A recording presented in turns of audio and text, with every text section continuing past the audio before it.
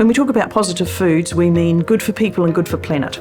So they're nutritious, they're relevant, and they're sustainable, and they don't cause any waste, and they give things back to the environment. Until recently, when we've talked about sustainability, we've often talked about what's good for the planet. And more we're hearing about thinking about what's good for the planet, but also what's good for people. So thinking about the nutrients that are in food. Are we eating foods that actually deliver the nutrients we need for good health?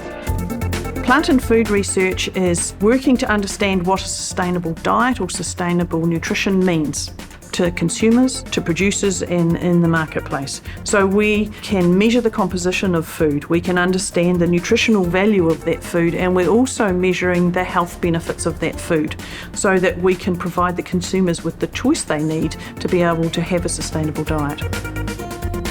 We could have a more sustainable diet by diversifying the foods that we eat and eating more plants. Plants have less emissions than animal foods, so we just need to think about being diverse in our choice of food products within our diet. So if we diversify our diets, we become more flexible. Flexitarianism is eating a whole range of different foods, having different choices, eating more plant foods, just thinking about where the foods are coming from and making personal choice really important. So we're developing sustainable diets by choosing more flexible options. It's easy to eat things that are both nutritious, sustainable and convenient. People often think if we have to eat more sustainably, it's going to cost more.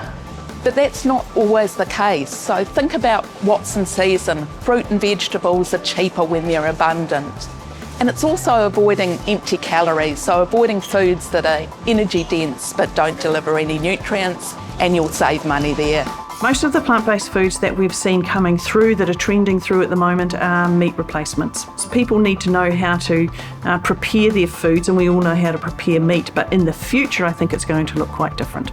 I think we're going to have different technologies that are going to produce our plant-based foods, fermentation, cell foods, a whole range of different things. And so we'll be eating them and we'll be preparing them in the ways that we need to meet our lifestyles.